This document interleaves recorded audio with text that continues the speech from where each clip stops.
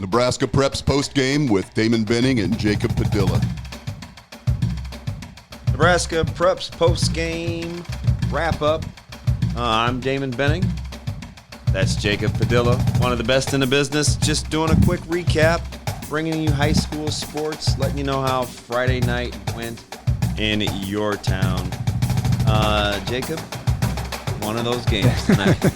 Yeah, one of those games. Yeah, we both decided to check out the same game tonight. Went over there to Omaha Scott, watched the Skyhawks take on the Gretna Dragons, the undefeated Gretna Dragons, right. And Gretna pulled out a tight one at the end there. Tale of two halves. The game was completely different from first half to second half. Yeah, that was kind of strange, right? The two dominant players in the first half kind of had to find their way in the second half. Zane Flores for Gretna and Sam Scott for Omaha Scott.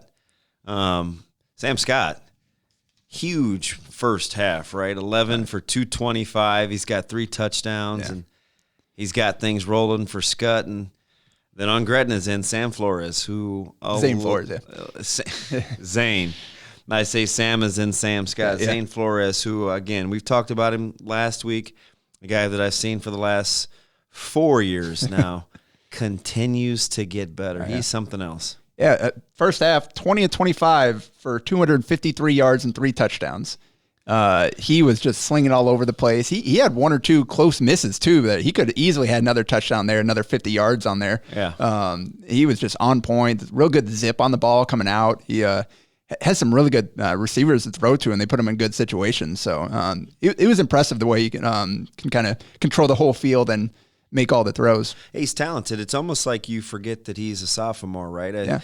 They're signaling in plays from the sidelines, and he's kind of got the autonomy to work with it. He's barking out signals. He's got tremendous command of that offense. And like you said, he's got weapons galore with Silman and Alexander. And Trevor Marshall today is kind of the one that really he went off, especially in the first half. He had 123 of those yards, and all 3 touchdowns from Flores were to Marshall, and he's a really good athlete. And one, they used every bit of real estate that they had on the football field. It's a toe touch. You got the right foot in the back corner of the end zone. Yeah. About 22-yarder, about the only place he could go get it. That was right in front of us, too. It was a perfect Flores pass. dropped it in the bucket. There's, folks will say what they want about Scott in that secondary, but they had their hands full tonight with a very versatile offense. And you mentioned Flores' youth. They got down. They got punched in the face right off the bat. 14-0. Yeah, right. 14-0. Sam Scott's going ham. Gretna has not been in that situation this year. They've never. I don't know if they've trailed at any point this year. Yeah. They've played from the lead pretty much all season. And man, just Sam. Yeah, like you said, Sam Scott right off the bat, 2 giant touchdown runs. And now you're staring at a 2 touchdown deficit. They didn't panic, didn't worry. They just continued to kind of do what they do. And Flores threw it all around the yard. Again, efficient with it, putting the ball where it needed to be, and they're able to kind of lock in a little bit better defensively there, not allow as many breakdowns, and were able to kind of get the lead heading into halftime there. Yeah, really impressed with Gretna up front along that offensive line. I don't believe they've given up a sack all year long. Didn't give up one tonight. Kept Flores clean, and they've got weapons. Yeah, they've got a lot of weapons. And then we talked about second half is completely different. Flores was 2 for 5. It turned into the Nick Huber show, right? Exactly. So they're spacing out the Scott defense all first half, throwing it all over the yard. Second half, they come out, run it right up the gut with Mick Huber, and credit to that, like you said, the interior of that offensive line opened up holes for him, and then he was running tough. He had some really good runs there, kind of ran through some contact a couple different times and picked up some really nice gains. So really good job by Coach Kill and that staff at Gretna, kind of self-scouting all week, even through the first half. I'm thinking in my head, Gretna doesn't even really run the ball between the tackles. It's a lot of outside zone. Yeah. It's sweep. It's sweep keep, and then they throw the football. And I think Omaha Scott kind of figured that out as well, really neutralizing the run game in the first half. And then, lo and behold, Huber runs wild in the second half, and a lot of it was tackle to tackle with downhill run game. And I think it was a little wrinkle for both teams. Yeah. And then defensively, Gretna, credit to them, they really settled in after a really shaky start. They were able to kind of bounce Scott outside a couple of times without giving the cutback lane. I mean, one of those touchdowns he had, 66 yards, ran all the way to the left sideline, shook off a couple guys, ran all the way up to the right sideline and up to the touchdown for 66 yards. Like, second half, he didn't have a whole lot of room to run, and every time he was getting out to perimeter, someone was there to meet him. So he ended up with only 22 yards on 13 carries in the second half. Yeah, after going to, what would we say, 11 for 225 in the first half. He did add a one-yard touchdown, but that was their only score of the second half. Yeah, it was kind of – I thought it was interesting. You know, and I think in high school you want to be conventional and play the game within the game, and I felt like Scott kind of settled for the field goal opportunity as opposed to kind of stand with what they had going offensively. You know, they threw the hitch, the quick stick route on first down, kind of got behind the sticks. They put themselves in, a 3rd and 4. Scott gets 2. It's 4th and 2. You're on the left hash. I think they felt comfortable with that hash and just wide left. Yeah, they had about 3 minutes to go or so in that field goal attempt. They had a chance to tie it, and credit their defense. They got to stop, got the ball back with 2 minutes to go. Didn't jump on a 4th and 1. And as a matter of fact, Gretna. They were close to jumping, though. With the procedure called. You see all the everybody fingers pointing both ways, And it turns out to be 4th and 6. Gretna punts, and they get another crack at it. Yeah, and unfortunately, they started moving the wrong direction, and the game ended with a 4th and 33 bad snap fumble that Gretna recovered and were able to kind of get in victory formation to close it out. But yeah, that defense really stepped up down the end there. They took 2 deep shots. One of them had a chance. There was a little bit of guys kind of just a little long, a little bit off. And that's kind of one of the things. There's Scott. You kind of know what they are. They're going to run at you. They weren't quite as explosive on the perimeter. Didn't have Jay and Arkfeld had some nice plays out there, but weren't a lot of wide receivers out there kind of getting open, and passing game wasn't quite in sync. They didn't complete many passes tonight at all. So that was kind of holding on to the football a little too long at the quarterback spot. Becker's still trying to get acclimated. I felt like for what Scott was playing with along the offensive line, a lot of second unit and almost junior varsity kind of guys, 4 starters missing along that offensive line, found a way to hang in there. Yeah, and good work by those Scott coaches, kind of coaching those guys up, especially that line coach over there. Yeah, he does a good job. One of the guys I really like, I don't know if it's Weepin or Wipin, it's Weipen, 72, just a sophomore.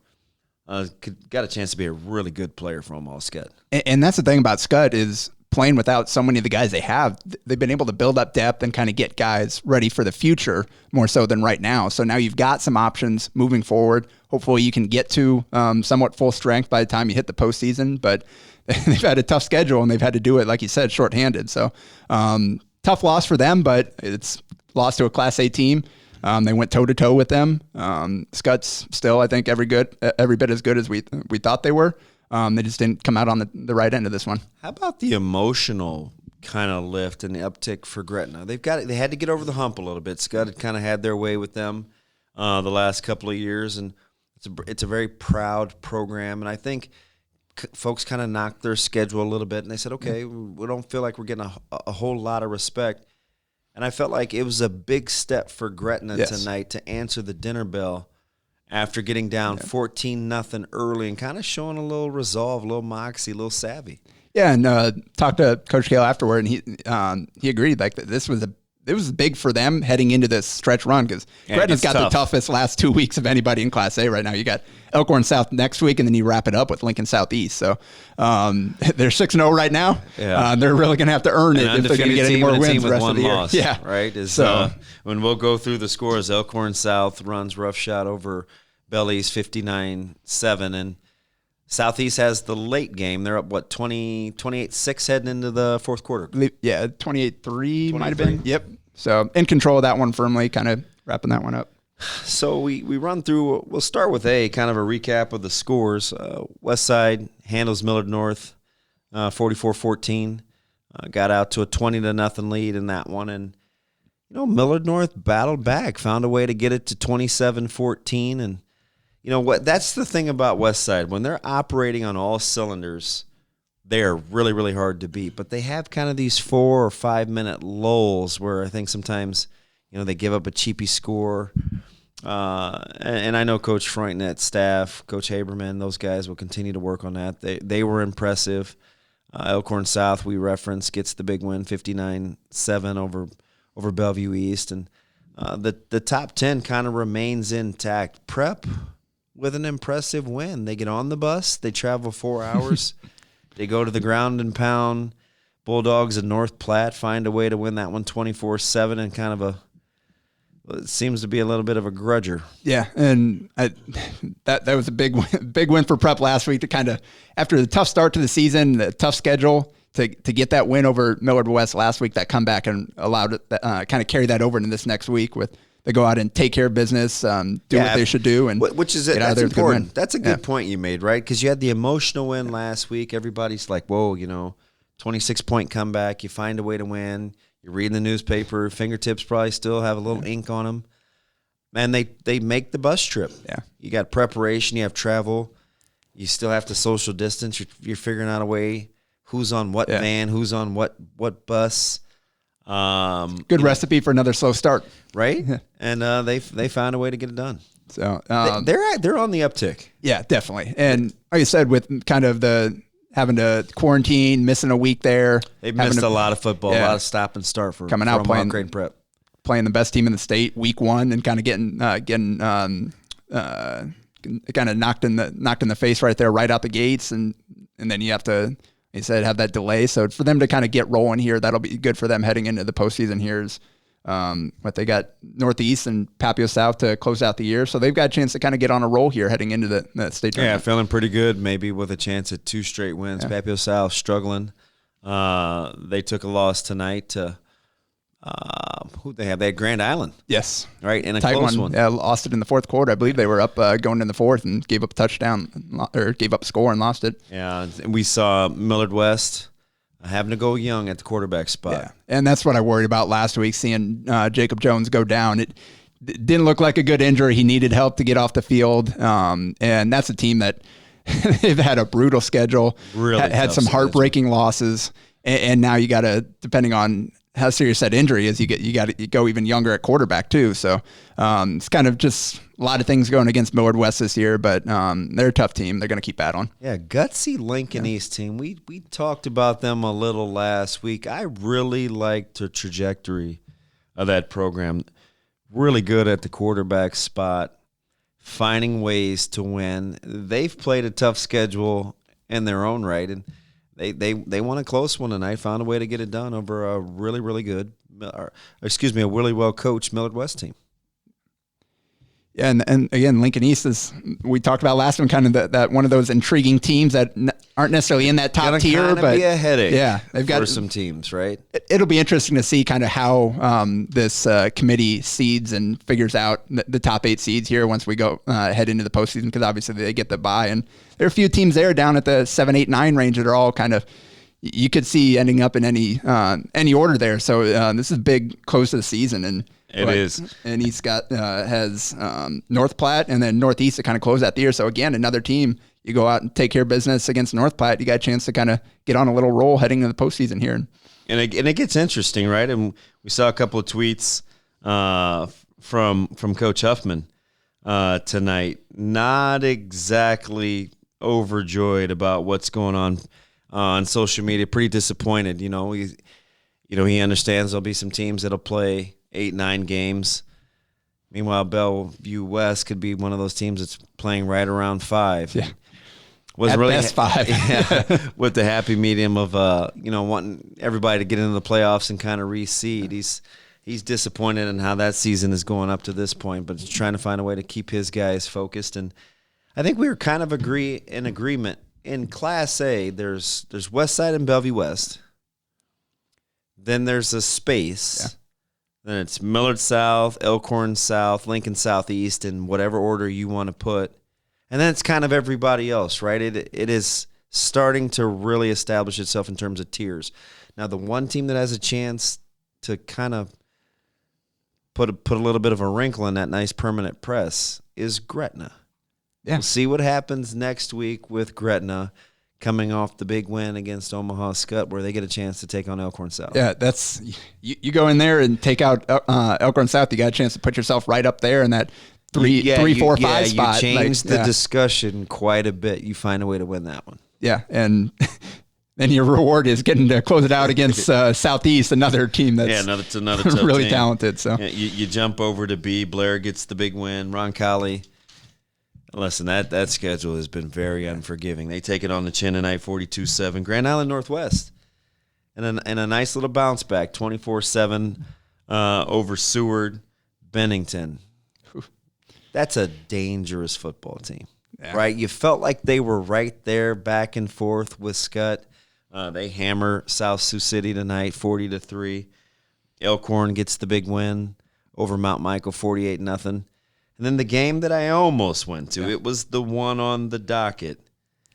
Norris hangs on to win at Plattsmouth, 29-26. Would have been a good one to be at. But Plattsmouth apparently is for real. Yeah, that's you talked about that running attack. Manassas downhill. Dude is just an absolute monster, racking up yard after yard. I like to call him Little Pocket Hercules. He's built low to the ground, and he spends quite a bit of time in the weight room. 29-26, that would have been a big one. But I tell you, Carney and company, James Carney for Norris, boy, they're different along the outside, right? They go 6'3", 6'4", 6'2". A lot of long, big bodies out there. Yeah, and you got C.J. Hood out there, Carney, like you mentioned. They've got multiple guys, 6'4", 6'5", like across the board. And then Cooper Houseman, again, that kid, he's got something to his game. Like he's able to kind of swing it around the yard a little bit and make some plays with his feet and his arm. And he's kind of a fun player to watch. Yeah, so I think if you're Plattsmouth, Coach DeZuris and that crew, nothing to really hang your hat about, right? Because you know your schedule. Now their schedule ramps up and gets hectic in a hurry as well. Yeah, and they got Waverly next week, and man, that's a huge game. If Plattsmouth is able to go out and get a win there, you kind of now you're not the team that's just kind of down here that people are wondering about. You firmly entrench yourself in that top group. Yeah, because Waverly's coming off the win tonight. Yeah. And that's the team that knocked off Scott earlier in the year, and that's all these teams in Class B. It seems like all one-loss teams have all beat each other, 1-2 losses, and they've all beat each other. And so it's going to be real fun down the stretch here in Class B. I think right now in B, I'm settling in on Elkhorn. I'm kind of settling in on Elkhorn as that complete team. Now we'll see what happens when Scott gets their offensive line back with Sam Scott. Elkhorn didn't see that the first time around, so we'll see what happens. And then Hastings is the one team that I'm still kind of really they're the one team that isn't playing the rest of the top teams in B. The rest of them, they're all the Omaha, Lincoln area-ish. They all play each other. Hastings saw them hammer North Star, which seems like almost eons ago. That week 0 game? Yeah, when they put in work early. So, I mean, Hastings is raising their hands and, hey, don't forget about anytime you got a quarterback like Sinek out there, like, dude can make plays, feet, arm, throw it all over the place, and they've got some speedsters on the outside, too. Dual threat, right? They're probably the closest. Some people say this about Gretna, but I didn't quite get the sense tonight. Hastings is probably the closest to the basketball on grass, just with the way that they play. Yeah, no doubt. I want to go back to this Scott Gretna game. If you're Gretna, you know that you're playing in A. You were really good up front tonight. You felt like you held your own. You kept Flores clean. What do you think this does for them emotional-wise, psychologically, as they get into a couple final tough games? But you had to get over that Scott hump, right? I mean, it's kind of like that ghost in the rearview mirror. Yeah, and you mentioned, you've talked about this before, kind of how they went young last year, kind of took it on the chin a little bit, but with the goal in mind, hey, next year we've got a chance to really kind of make a push here. And now we're seeing that. They took care of business first few weeks, beat all the teams they should beat, and now we're able to pull out a close win and make some big plays down the stretch. And that'll be huge. Like, they've got multiple players. They got sophomores, juniors, and seniors playing big roles for them. So it's not like this is a veteran-laden team. So anytime you can get these kind of experiences and come out on top, that's huge for you moving forward. If you're Omaha, Scott, you're trying to reload a little bit. You'll be healthier next week. You felt like you maybe let one get away this week. How do you kind of think that they recover? Yeah, and we got Ralston next week, and you always got a conference rivalry there, and You're going to see another good running back. I think Ralston's definitely going to have their attention for sure with Rashad Madden kind of coming off what he did against Elkhorn North and what he's done all year long. So I think they're going to be able to. Those coaches will get them ready to go, and you got to move on. Again, you lost to a Class A team. Now let's get back down to our class, take care of business in Class B, and kind of build towards that Elkhorn game at the end of the season. Let me jump back to Class A here just for a second. If the top seeds will get the bye, you may or may not have played a full slate in terms of your schedule. If you're a team like Bell West, let's say, you almost don't want the bye, do you? I mean, how do you think? How would you negotiate that bye week if you're a team that hasn't played a full schedule? Yeah, that's the toughest thing I talked to Huffman about it right after they announced it, and he was like, yeah, at most, 9 games is their cap at this point, at most, and that's if they make it all the way to the championship game. So that's a normal regular season in a regular year, and that's the most they can get with the postseason. So, and you look at, they got a banged up Millard West team and then Columbus team to kind of close out the year. So they've already got their toughest tests, I guess, in the rear view mirror here. So they're going to have to.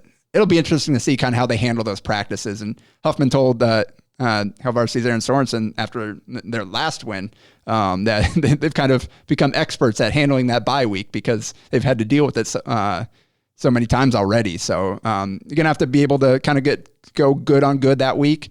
Give yourself a chance as much as you can, kind of with your scout team, and really get after it without kind of making sure you keep your kids safe and don't want to kind of risk any kind of injury going into the postseason. But you're going to have to give yourself a good look there in that bye week. Yeah, you're just finding a way to get the LJ Richardsons of the world going. And we were talking last week and a little bit on our morning show. It seems like there's been the emergence of the running backs again. For a while we were wondering it was wide receiver heavy and where had all the good running backs gone. Where did you put Huber tonight of the DJ Rezaks and the Ben Morans and the Cole Ballards and the LJ Richardsons, and there's some really good running, the Manessis of the world at Platt Smith. Where'd you see Huber fitting in that discussion? The Sam Scotts. Yeah. And so tonight, they didn't really try to run it very much in the first half. Second half, he was impressive how hard he was running. He ran through some kind of arm tackles, got some extra yardage. I don't necessarily know if he's kind of got everything to his game that you might see with some of those other top guys that are kind of put up the numbers. Kind of those they have long, for a reason. straight home run hitters. Yeah, the breakaway threats, the guys that can get out on the perimeter. But he is a tough runner, and he earned his yards tonight. Again, running through contact. They opened up some big holes for him to get a kind of head of steam going, and he was able to finish those runs strongly. So if they can kind of keep that going, that'll be huge for them, kind of keeping teams balanced, because if you do have to deal with that running back threat, there's no way you're going to be able to keep up with all those receivers without kind of giving yourself putting yourself in some bad spots. And we got a little bit of rain tonight. It was a cool fall night. I felt like it was ideal for football. Next week, I think it's going to warm up again, right? Is there a team out there or two that you think must have nice weather? Well, that's a good question. We saw what happened with Westside in the state really final last year. Really neutralized it. Yeah, never really kind of had a chance there to get going, but now we're seeing kind of with Rezak getting going here with the quarterback run game. Finding a way to run the football a little bit more balanced. Yeah. So I think probably Gretna is one that you definitely want to have the ability to kind of do what you do and not have to deal with snow and rain and that kind of stuff. Any of these teams that like to air it out, Hastings obviously. is probably one of those teams after watching them play North Star, but I think Mother Nature's she's been extremely fickle. We go 90 last week, 50 and rainy this week. Fortunately, the rain held off until the very end. About halfway through the fourth quarter, it started coming a little bit, and then we're right back up to 80 next week. How do you fall in Nebraska? You see any of these teams needing to really ramp up their special teams a little bit to give themselves a chance to win in what could be, especially in B, very tightly contested? Yeah, and that's kind of the kicking game wasn't super strong tonight. No, for either side.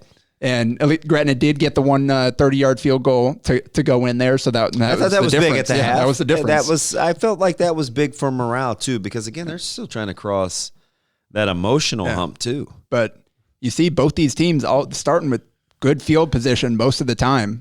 There were very few touchbacks. Most of the kicks were short. You have a chance to either get off a good return or just catch it and go down in good field goal position. So that's something that that's going to make a difference if you get into the postseason against a team with a stronger kicking game that can make you go 80 yards every single time down there. You saw Prep last week. They're trying to sort their way through 3 quarterbacks. Millard West playing through some injured quarterbacks. Obviously, West Side solid at the quarterback spot. Lincoln East solid at the quarterback spot. Gretna solid at the quarterback spot. Then you look at Omaha Scott tonight. We're watching quarterback play. How important do you think the development at the quarterback spot will be for them if they want to be a player and be down the stretch? Absolutely. That's going to be huge for them because obviously we know Sam Scott showed what he can do today. The dude is just an absolute monster. And then hopefully Barrett Liebentritt, we saw him go down late in the game. Hopefully that's not too serious because he was running hard in that second half. So with that two-headed running attack there, you got to be able to kind of open teams up and loosen them up through the air. And that's kind of what we saw in the second half is Gretna really keyed on that running game and Scott wasn't able to make him pay. So Caden Becker, he's going to have to kind of settle in there and he's going to need to get a little bit more help from his receivers on the outside. Jane Arkfeld had a couple nice catches today or a couple nice plays out there, but they need to get a little bit more explosive on the perimeter, and that's a combination of receivers getting open and getting downfield, and then him, Becker, getting rid of the ball a little bit quicker. I think he held the ball a bit too long tonight. There a couple sacks there. Got 1 or 2 passes tipped. So that's partially on him, and then also I'm sure the receivers they're going to have to get open a little bit quicker for him too. So that pass that'll kind of make the difference for them. If you're able to get an effective passing attack to go with that rushing attack, they're going to be a completely different team once we get to the postseason. Let's take that 3, 4, 5 group with Elkhorn South, Millard South, and Southeast, right? They kind of have some similarities. Southeast is going to come at you. It's not overly fancy, very fundamentally sound. Elkhorn South and Millard South, we saw them play to a 1-score game, and it came down to a last-minute possession. Who needs to develop the passing game the most, in your opinion, or at least another dimension? Is it Krause at Elkhorn South? Is it Urban at Millard South? Is it Southeast with maybe getting the ball to Applegate a little bit more? Who? How do you kind of sort that out in your head? I think probably Southeast, just because of the weapons they've got out on the perimeter. I think you look at Millard South and Elkhorn South, and their best athletes are running backs or running quarterbacks. So those teams, I think, can thrive a little bit more with that. With Southeast, you've got Applegate. You've got a guy like Tavion Thompson, who's a tough player on the outside, too, can make some plays offensively. So they've got some receivers out there. So if you're able to really kind of put them in position to dominate there, they've got a chance to not only have to grind out these wins, be able to kind of really put up some points as well. So I think the development there, just because of kind of the skill sets of the players around the quarterback, would probably be the most important for their teams. Let's start in Class B. How would you rank if you had to today, 1 through 6? 1 through 6. Probably. Would you go Elkhorn 1? I think that's fair. Just kind of talked about last week, just how deep they are in town in terms of playmakers at every level on both sides of the ball. So that's fair. And I think you've got to, at this point, Hastings, they've taken care of business. They beat everybody that's on their schedule, and they've done it convincingly. I think you've got to give them credit and put them up there as well. So I'd probably go 1, 2 there. And then we get into you got Norris, Scott, Plattsmouth. Yeah, I think that's probably the order that I would go, honestly. Is it? Bennington? I was going to say Plattsmouth, Bennington, Waverly, kind of those 3, I think, are in that mix after that Elkhorn. Kind of makes Hastings, you wonder what a healthy Norris, Bennington would get you, right? Yeah. And they're dangerous. Yeah. And they're well coached. So hopefully we can get a little bit healthy here down the stretch. Yeah. That's the thing we want. Everybody be healthy by the time we got 2-3-ish weeks, depending on what class you're in here, less of the regular season. Let's try to get everybody as healthy as possible so we can kind of go out there and see everybody's best. Now maybe A is a little bit easier, right? In some order, it's Bell West, West Side, Bell West. So we know that they're 2. Then it seems like 3, 4, 5 are right there. How do you sort 3 through 5? Yeah. So the tough part about 3 through 5 is there you've got Millard South beat Elkhorn South, but Elkhorn South is a little bit different now than they were back when they played that game. They're a little bit healthier. They got some of their better players back. So is this Elkhorn South the same team that Millard South beat? I don't know. But for some reason, I think a lot of that is on the development of Krause. Yeah. Oh, for sure. Because back when I watched that game, Krause barely played in the second half. They ended up going with the other quarterback there. They were playing 2 quarterbacks early in the season. I think they've kind of settled in with Dylan. So he's intriguing because he's a really good athlete. And then obviously Mekhi Nelson Douglas is a difference maker, and having him back out there. Can you believe they had to go so long without him? Yeah. And Bo Wiesler was out for a week or two there. Like that's a lot of talent at linebacker there and some playmakers. So I think you give Millard South the kind of the nod just now. But Elkhorn with the rematch, I'd love to see a rematch of that game. But you'd probably go Millard South and then Elkhorn South, and then Southeast is right there as well. And then I think Gretna would probably be maybe that next team. How did you kind of parse through Gretna and Prep, seeing them back-to-back weeks? Yeah, so seeing Gretna and just the way Flora is played and Prep, they're so up and down, I think, especially at that quarterback spot. We've seen them be really good, seen them struggle with that. So I think I probably feel a little bit more confident in Gretna at this point. I know Prep's got the ability to be really good. It's just we haven't seen it consistently yet. So maybe tonight was a step towards that, kind of going out and getting a nice controlling win out there at North Platte. That's why he's one of the best in the business. That's Jacob Padilla. I'm Damon Benning. We appreciate you being with us tonight. And remember, it's Nebraska Preps postgame. Stay with us. We'll be back next week. We'll have a lot more for you. We'll give you the rundown. We'll flip coins and see who goes to what game. We'll try to separate this thing unless it's just a no-brainer like it was this past week. But, hey, appreciate your listen. Back next week.